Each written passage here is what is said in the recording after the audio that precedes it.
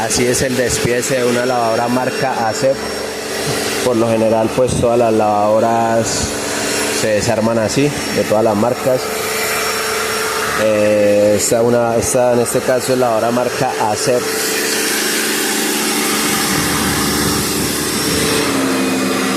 Así es el despiece de esta lavadora.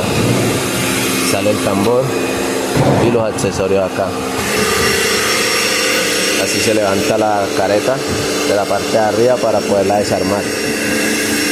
Si te sirvió esta información, suscríbete, síguenos, comparte para que le llegue la información a otra persona que quizás le pueda servir. La buena.